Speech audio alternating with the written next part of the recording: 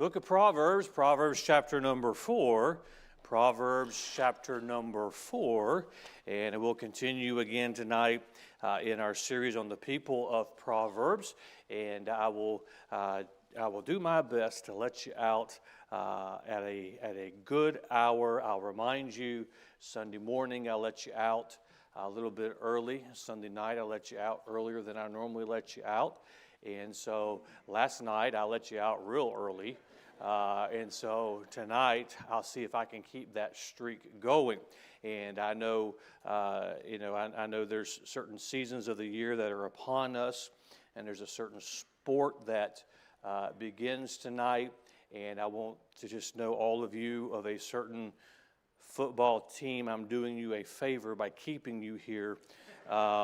So you don't get discouraged and depressed. And so Proverbs chapter number 4, we're going to read the first 8 verses of Proverbs 4. Hear ye children, the instructions of a father, and attend to know understanding. For I give you good doctrine, forsake ye not my law. For I was my father's son, tender and only beloved in the sight of my mother. He taught me also, and said unto me, let thine heart retain my words, keep my commandments and live. Get wisdom, get understanding, forget it not, neither decline from the words of my mouth. Forsake her not, and ye shall preserve thee. Love her, and she shall keep thee. Wisdom is the principal thing, therefore get wisdom. And with all thy getting, get understanding. Exalt her, and she shall promote thee. She shall bring thee to honor when thou dost embrace her. Tonight I want to draw your attention to verses 1 and 2. Hear ye children the instruction of a father, and attend to know understanding. Notice verse 2. For I give you good doctrine, forsake ye not my law. Verse 3. For I was my father's son. Tonight we're going to deal with the legacy of our fathers. Deal with the legacy of our fathers. And there's an important principle here that I want us to grasp and pay attention to. And in doing so, we'll be reminded of a lot of God's plan. And what I'm going to teach on tonight is important because God establishes it, but it's important because it's obvious that Satan attacks what I'm going to teach tonight. And attacks our heritage and the generation that turns their back on their heritage.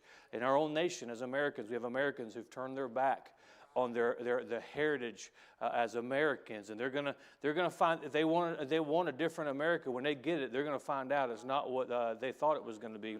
The same is true when it comes to our Bible heritage, our Baptist heritage, our heritage of our fathers. And there's much for us to hold to, and so we're going to deal with that legacy tonight. Let's ask the Lord to help us. Father, thank you for the opportunity to be in church once again. Thank you for your word. Help your church tonight, for it's in Jesus' name we pray. Amen.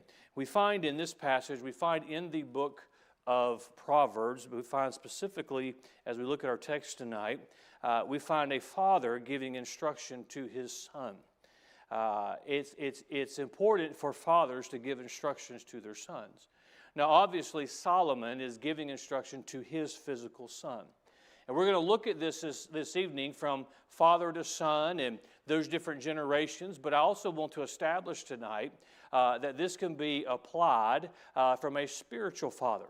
It can be applied from someone who would fill that role, somebody who passes from one to another.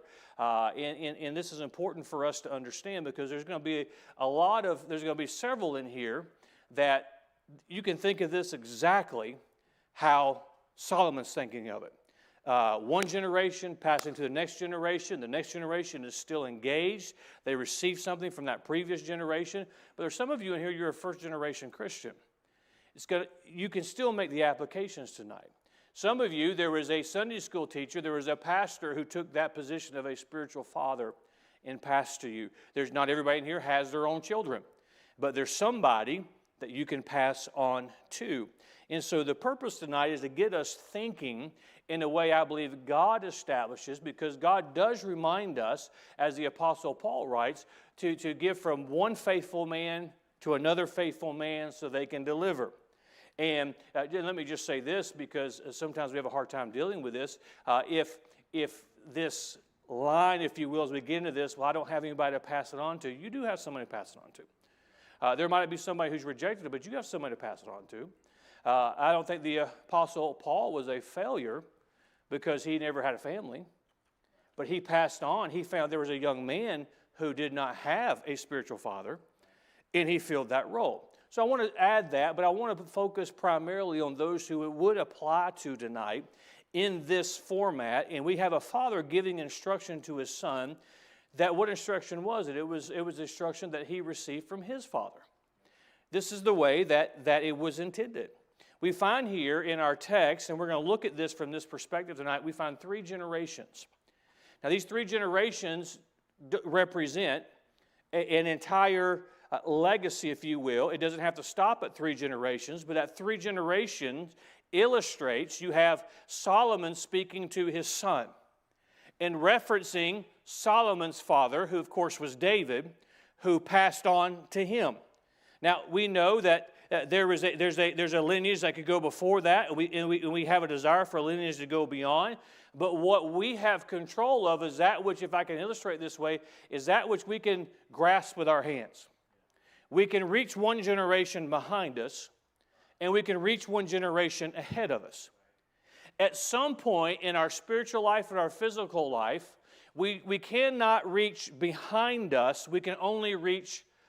We can't reach ahead of us. We only reach behind us, to that generation which is passing to us. Then the time comes when we have that generation who's gone before us, and we have a generation who's behind us. This is illustrated with Solomon. Solomon has received instruction from David, and now we find in the book of Proverbs he is passing that on to his son. And so we have those generations. And let me just say, as I move through the introduction tonight, we as Christians need to think more in the terms of generations. It is good that God saved you, isn't it? It's good that you get to serve God. It's good that our church gets to enjoy the things that our church does, but we should not be self-serving and selfish and only think of our generation. Why do we continue to have a Christian school? Because, well, my kids aren't in it. There's still another generation that needs a Christian education. Oh, Pastor, I'm not going to be here to see all those buildings built. Well, hopefully there's a generation who will benefit from that. In your own family, we have to think of decisions I make today, they're going to affect the next generation, and can affect the generation after that. Young teenagers and young adults, you've heard this teaching, and you got to think about more than yourself, and you got to think about how that one decision can affect the rest of your life. There's a generation that we got to follow the Word of God. Why do we obey? Why? Because there's somebody coming after us. Well, I don't even know who they are. Well, if you live long enough, then you might know who they are. And see, we live in this, well, if I see a benefit right now, but there's a principle here, we need to think in terms of generations. Those who have gone on before us, let me use our nation. There are generations who, they didn't live to a ripe old age because they laid down their life. They were willing to sacrifice everything so that there could be the benefit that we have today. Spiritually speaking, there are martyrs of the faith who gave their life. They never enjoyed the blessings that you and I get to enjoy as God's children in a way that we're enjoying it because they laid down their life. There are men, and that's why I hold great respect from the previous generation, because there are battles that they fought to hold to the truth and pass it down. Now, as a generation, it's our responsibility as a church. Say, Pastor, why are we supposed to hold the line? So, because there's another generation that's coming. Amen. And whatever we do in moderation, that next generation always does in excess. Right. And so we must think in terms of generations. So, I can illustrate myself with this because of my age. As growing up in this church, I'm thankful for those that were in the generation ahead of me. I also have a responsibility to the generation behind me. And it's true in our own family. I have parents who have a legacy of spiritual heritage that I've tried to pass on to my children, and then it'll be my children's responsibility to pass it on to their children. And so there's 3 generations. We need to think in the terms of generations. If we think in terms of generations, it will make our decision making a little bit clearer many times. Sometimes we get caught, sometimes this is just, we overcomplicate things. Sometimes as a pastor, I'm trying to make decisions, I just can't get clarity. What does God want? This is what I come back to. How's it going to affect, not me, not right now, but how's it going to affect 10 years from now, 20 years from now? You have to think that way. That job is trying to move you away from a good church. You think, well, that raise is going to be good. Well, what are your children going to be like not growing up in a good Sunday school, not growing up in a good church, not growing up with that Christian education, not growing up with me as their pastor? I mean, how is that going to affect them? You have to think of that. I've already said this, but I'll say this again as part of introduction. Not everyone has the same spiritual heritage. There are some who are first-generation Christians in here, meaning none of your parents weren't saved, your grandparents weren't saved. You were the gospel got to you first. And if you're a first-generation Christian, that's your testimony. You shouldn't be ashamed of. You ought to rejoice in the fact that God got the gospel to you. There are some who, you're second generation, meaning mom and dad brought you to Sunday school. Mom and dad got saved first. Some are third generation, fourth generation. Thank God for that. That's the way it should be. Having said that, I want to say tonight, when it comes to dealing with our father's generation, either continue it or start it. Continue it or start it. If you can say, as Solomon is saying, my father taught me, you have a responsibility to continue it. This is why I have very little patience for those who had somebody faithfully give it to them, and they mock it, they scorn it. I have very little patience for that. Why? Because you have a responsibility. We have a responsibility to take and to pass down. How are we going to pass down something that we're not careful with? So continue it. Every one of these young people, mom and dad brought you to a Bible-believing church. You're being taught right. You have a responsibility to finish your race being what you're being taught to be. And then you have a responsibility to pass it down to somebody else. So continue it. If you didn't have anybody to teach you, then you start it. You start it. You make up your mind it's going to start with you, and you're going to teach your son with the hopes that they will teach their son, and then it can go from one generation to another generation to another generation. Obviously, as I teach that, say, well, I don't have any sons, so I'm off the hook. You get the point that I'm making. There's generation to generation. And by the way, Mom, Dad, this is true of you too, but especially Mom. This world, if you don't teach your daughter what a Christian young lady is supposed to be, this world will teach her what she's not supposed to be.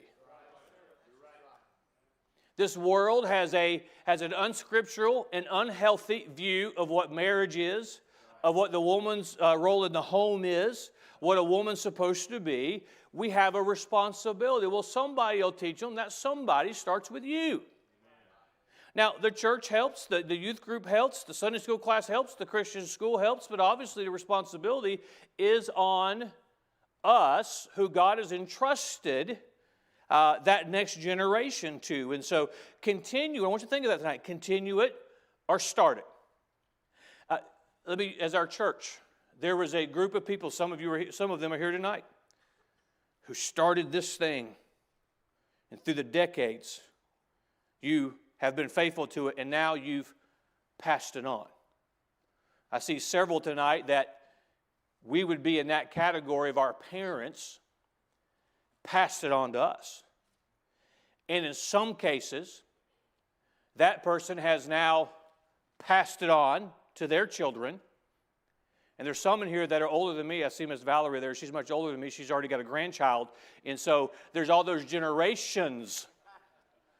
So what is it? We have a responsibility. So whether you're the beginning of it or you're at the that last generation, wherever you are, continue it or keep it.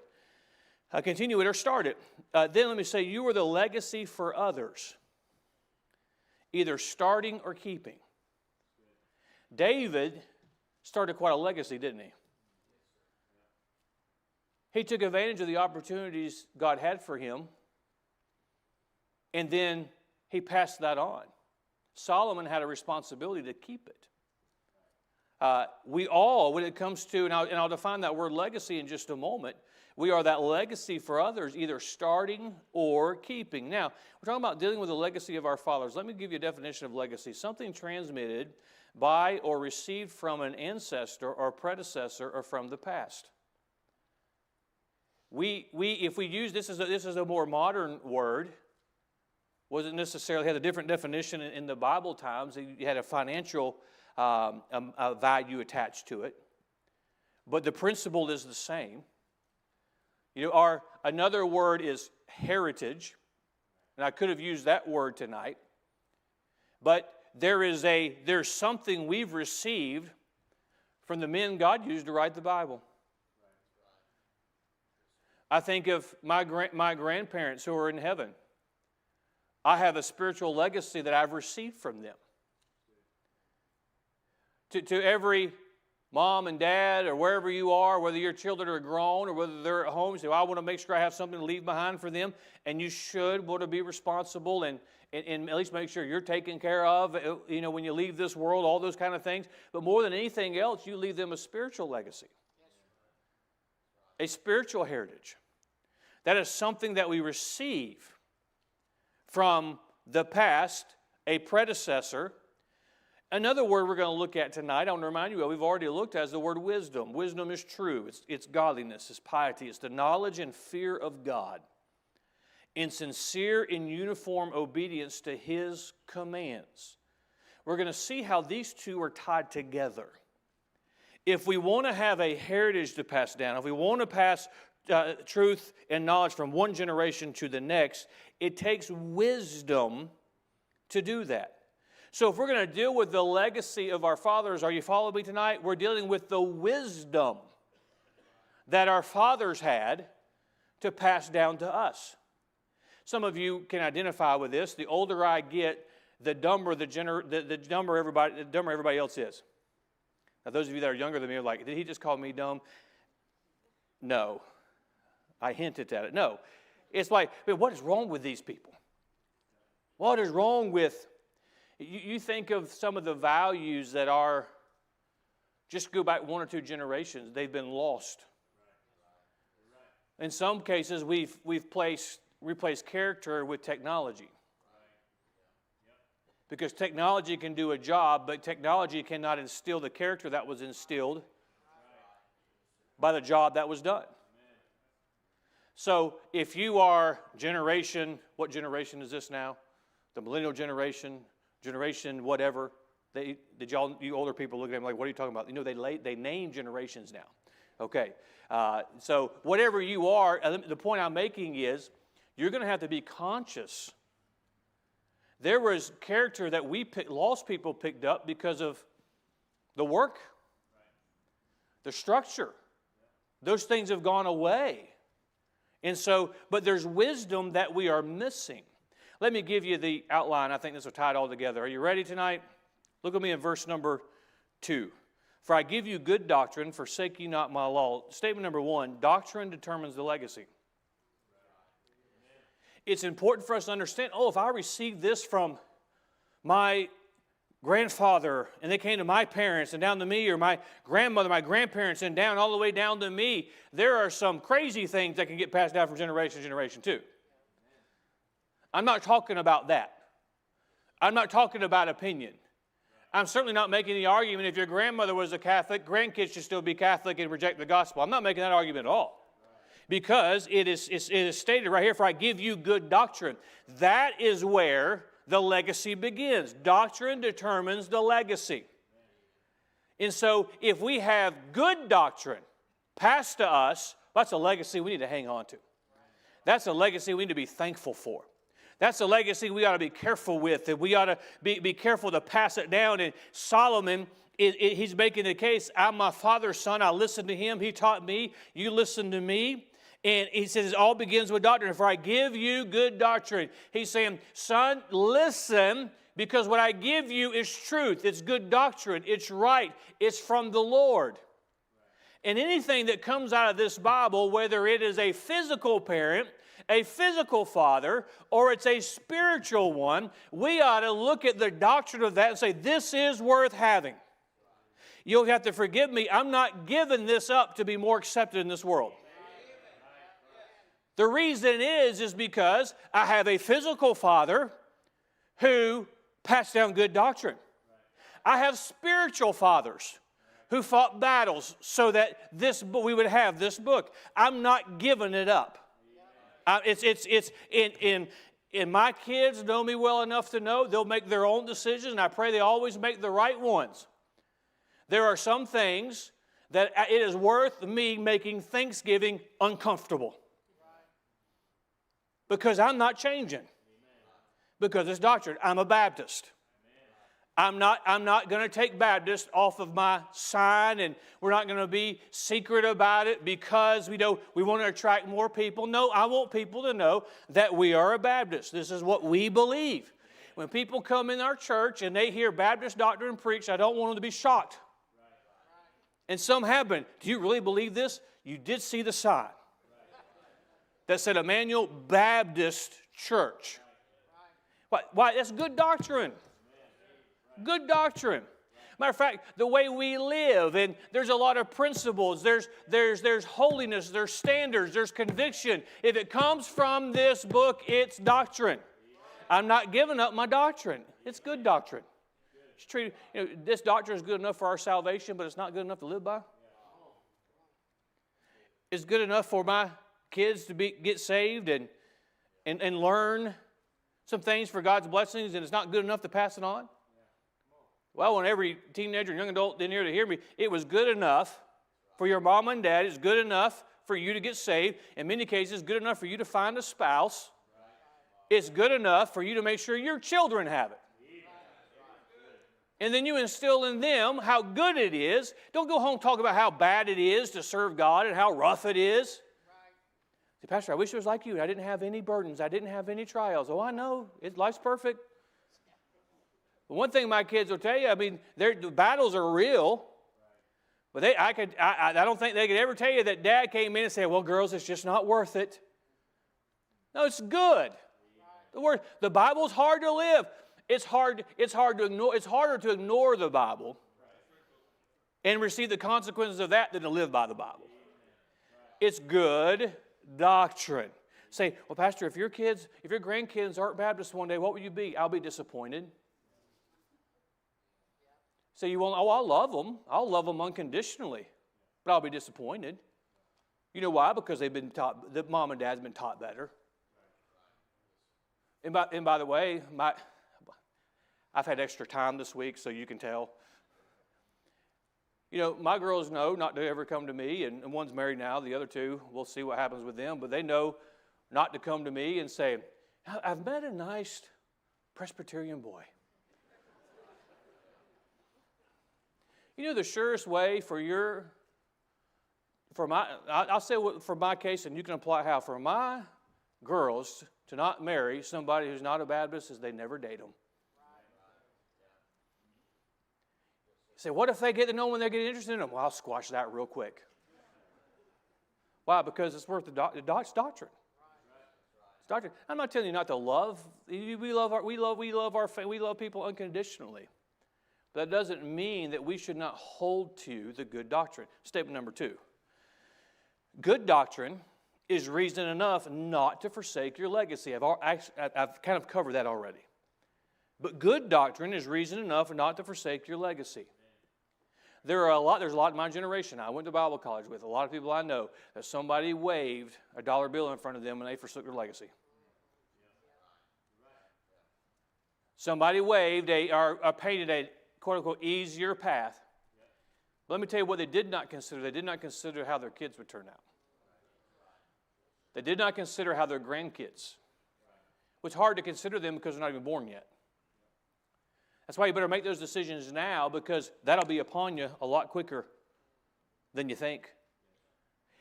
Good doctrine is reason enough not to forsake your legacy. I do not stand where I stand on the Bible and my beliefs in the Bible because it's popular, because it's not. I don't stand here because it is easy, because it's not. I don't stand here because you never lose a friend or fellowship because of it, because that's not true. You'll be misrepresented, you'll be misunderstood, but I stand here because good doctrine is reason enough. I'm not forsaking the legacy that has been handed to me. I'm not forsaking it. And we have this idea today that, well, that previous generation, this is in our country, and we're losing our American heritage. In our Bible-believing churches, we're losing our Bible heritage. It's like, well, that generation, they weren't perfect. Well, nobody's ever. It's the doctrine I hold to. It's the founding documents of our nation. It's the spirit of liberty, if we want to look at it from that perspective. That's what we hold to. It's worth hanging on to.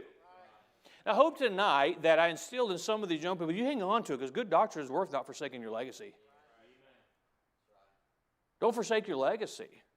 Number 3. Oh, this is good. Look at verse number 3. For I was my father's son, tender and only beloved in the sight of my mother. Okay?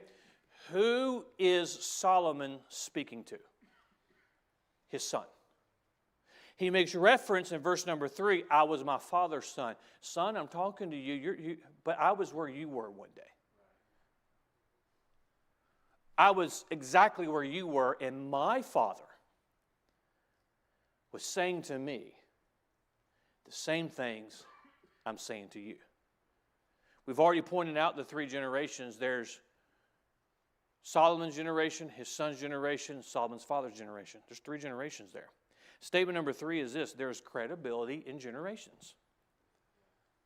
There's credibility. It's in some respects, it's been easier for me with my own children because they've been able to see past my generation to the generation ahead of them. That's why, grandparents, let me talk to you for a second. Whether your kids are doing everything they're supposed to do or not, whatever category they fall in, don't you change. Because there's credibility in generations. There's credibility in it. And sometimes it's grandma and granddad that instills in grandson or granddaughter that change is okay. There's the jokes that we've all heard. It's like, it's like the parent of the grandchild sees the way their mom and dad treats that grandchild. It's like, whoa, whoa, whoa. You were a little harder on me. You didn't give me everything I wanted. The simple answer is you weren't my grandchild. But when it comes to spiritual matters, don't dare let it be that way. Now, you know, and some of you could testify certainly more better than I can, but you only have so much control. But the greatest thing you have is your testimony, is your position. And there's credibility in generations. No matter what this church goes through, you know why? This church continues to press forward. One, God blesses it, but there's generations of history. There's generations. You can walk in this auditorium and you find multiple generations of the same family. That says something. That speaks to something. In your own family, don't discount this if your kids are small and you're with extended family and they're not all saved or they're not all living the way they should. Don't change who you are to try and fit in with them. You have the credibility because there's generations of credibility. You apply this to our own nation today. All this nonsense you hear now, all of a sudden there's new genders. All of a sudden, capitalism. All of a sudden, America's. No, there's generations. That might matter. By the way, don't give in to that. Don't put up with that. Why? Because we have generations of credibility. It's even more true when it comes to our heritage as Bible believers. Say, well, how many generations? I've never counted them all the way back to Jesus Christ. But that's pretty good credibility. In our own family, remember I said, either continue it or start it. The goal is generations. Say, well, I have a child, they're not doing right, and certainly that's heartbreaking. But if you can be in a position to influence grandchild, do it. There's generations. As Paul didn't have children of his own. But he found a young man in Timothy who didn't have a spiritual father. Many believe that his father was not either dead or certainly was not saved. So there's that void that was filled. All of us have those responsibilities. Number 4, I'll read verse 3 and verse 4 again, and I'll hasten. For I was my father's son, tender and only beloved in the sight of my mother. He taught me also and said unto me, let thine heart retain my words, keep my commandments and live. Statement number 4, truth has been tested with time. Here again we have the illustration of the generations. He taught me also. Sometimes I've had to spell this out with my own children, and certainly with my physical children, what I feel like are my spiritual children sometimes. Don't take this personally. He taught me also.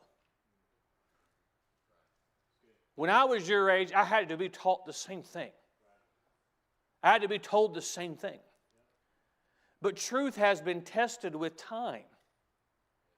There's that old statement, if it's new, it ain't true, and if it's true, it ain't new. There's just new truth is out. No, that's impossible. There's no new truth out there. Because truth has been tested with time. And by the way, that's why you got to be careful as a Christian jumping on every new thing that comes out. My mom and dad just don't want me to have any fun. Well, that's part of it. But there's some wisdom in saying, let's give this some time. Because truth lasts. You can try and kill it. You can try and bury it. You can ignore it. You can disregard it, but their truth will be. Because truth has been tested with time. That's why if either this direction or this direction, there's a break in those generations, you just do right, because that stands the test of time. Truth stands the test of time. Number 5, look at me and we'll read verse 5 and verse number 7. Verse number 5, get wisdom, get understanding, forget it not, neither decline from the words of my mouth. Verse 7, wisdom is the principal thing, therefore get wisdom. And with all thy getting, get understanding. Notice you probably see it. Verse number 5, get wisdom, get understanding. Verse number 7, get wisdom. And with all thy getting, get understanding. Solomon's making a point to his son. Get wisdom. Number 5, wisdom is the goal to be passed down and received.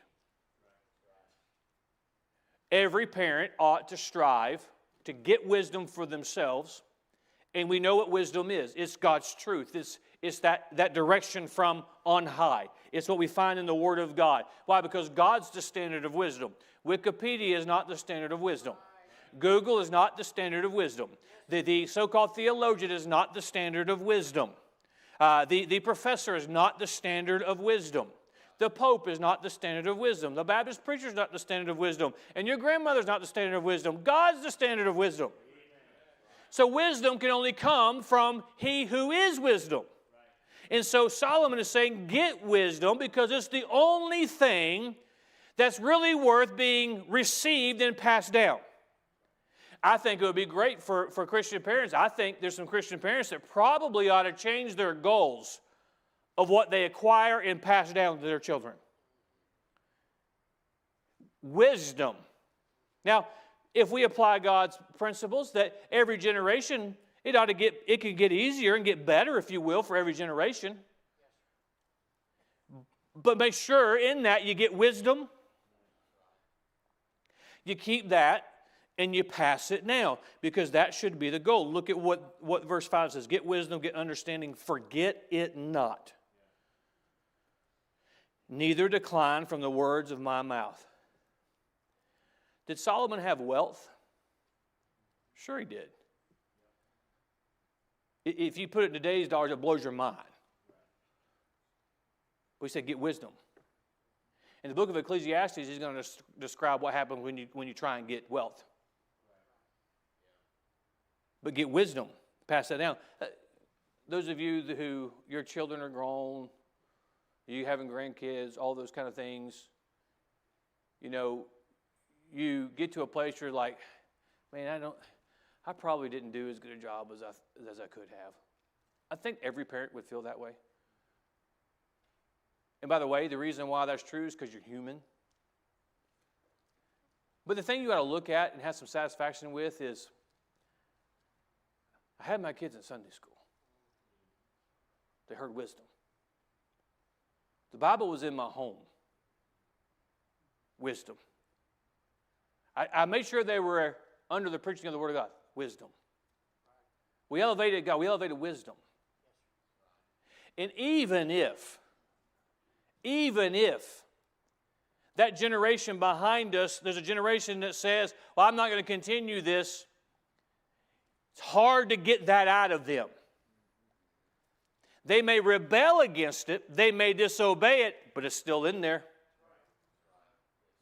It's still there. Wisdom is the goal. Mom and Dad, make wisdom. Make this book what you pass down. One of the most precious things that my mother left behind was her Bible. And all the lessons that she taught me. Well, what is it? It's wisdom.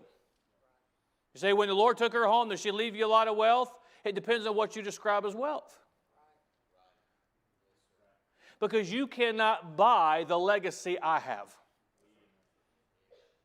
You can't buy the heritage I have. And it didn't start with me. But it was received so that it could be passed down. It's precious. Wisdom is the goal. Number 6, I just have 7 tonight. Look at verse number 6. Forsake her not. Once you get it, forsake her not, and she shall preserve thee. Love her, and she shall keep thee. Number 6, we talked about generations, haven't we? The importance of generations. We see 3 generations here. Number 6 helps us know how they got there. Wisdom is what preserves generations. Wisdom is what preserves generations.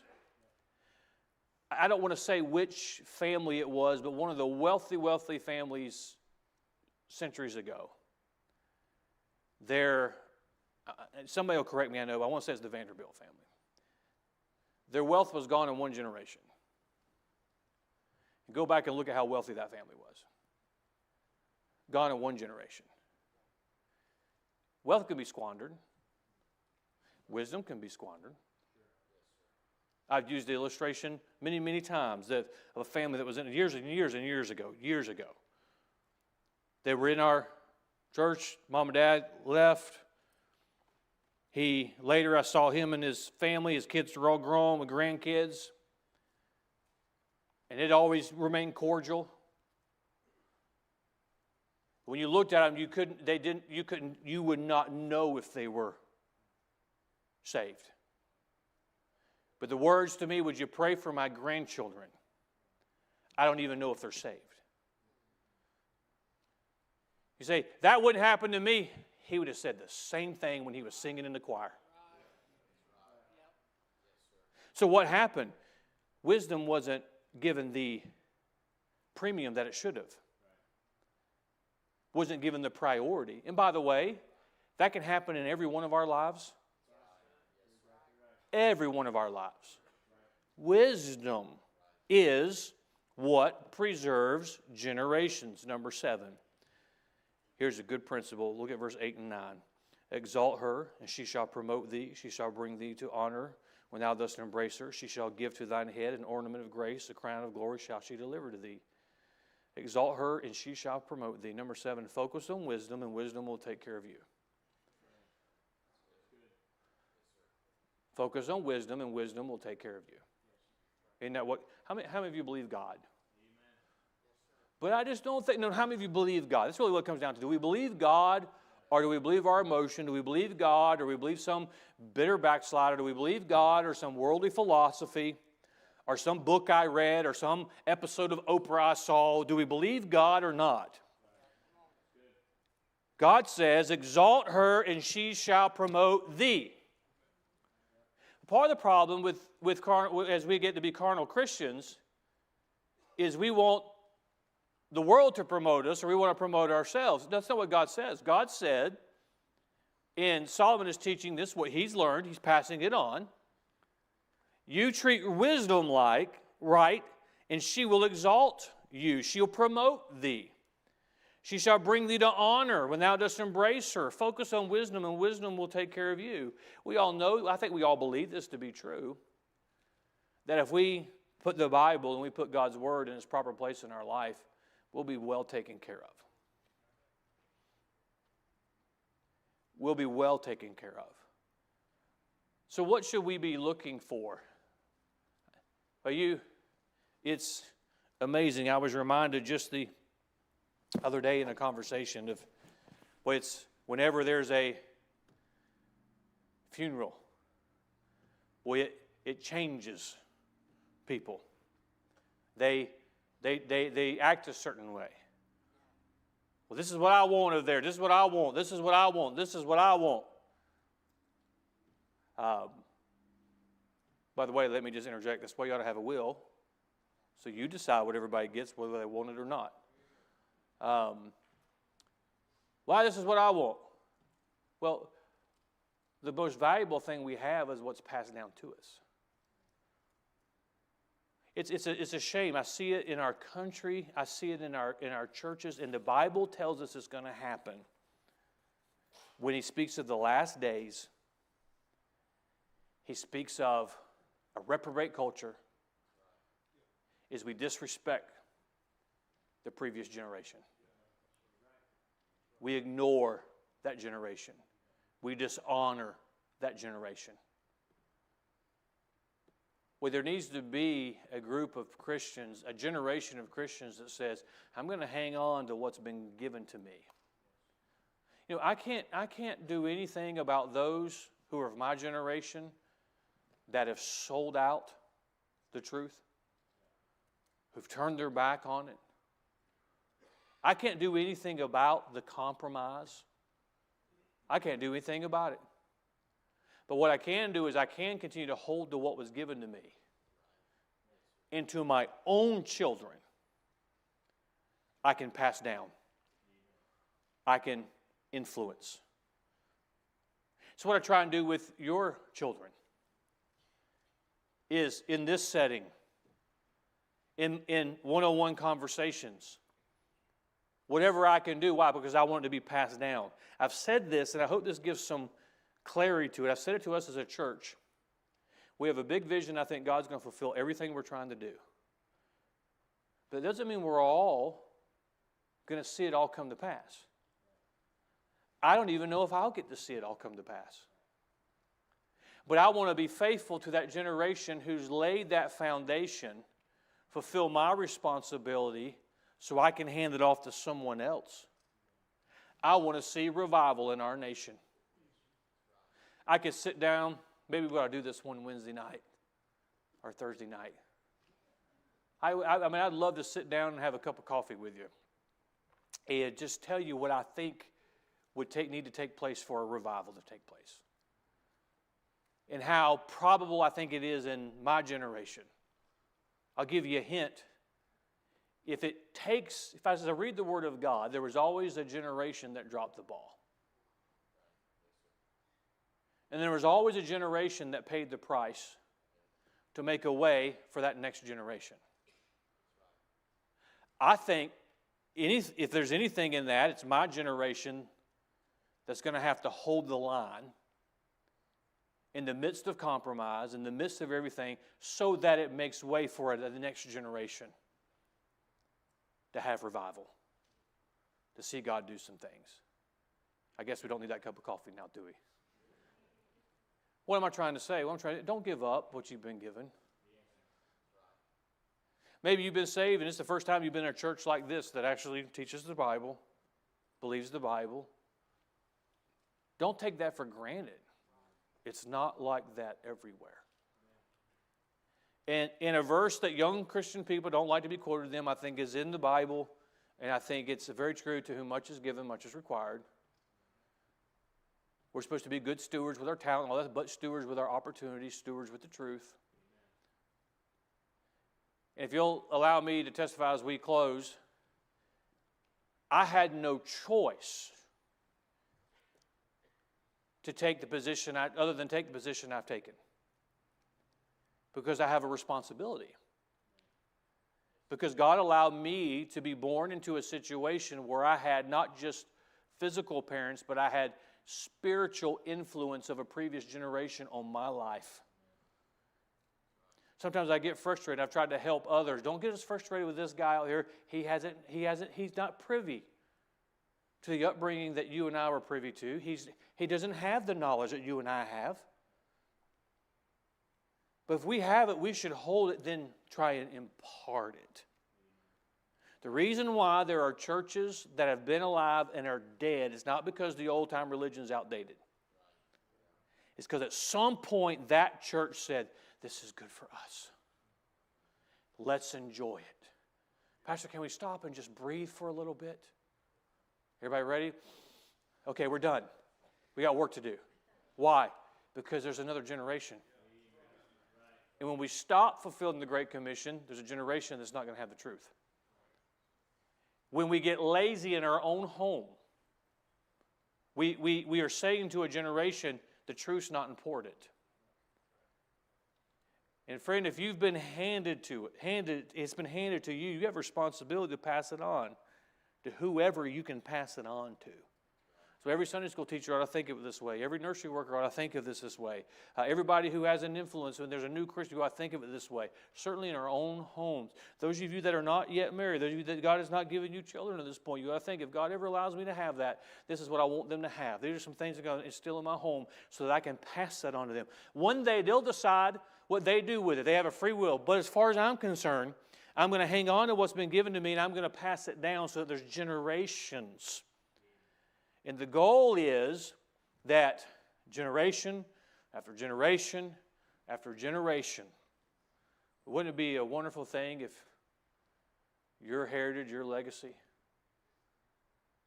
is generations knowing God, serving God? You say, well, Pastor, it starts with me. It says, I wish I had that testimony you have. Well, start it. Pastor, there's those that I've instilled it in, and they've dropped it or they've given it. That's true of everybody in this room, whether it be somebody with our same last name or somebody that God's given us spiritual influence over. That doesn't mean we change. It just means there's somebody else I have to give it to because I got to keep the generations going. But what a testimony for grandparent, parent, and grandson and grandchild. Having the same truths. God's truth doesn't change from generation to generation. I hope this is a help to us. Father, thank you for the truth. Thank you for preserving it. Thank you for making it where we can have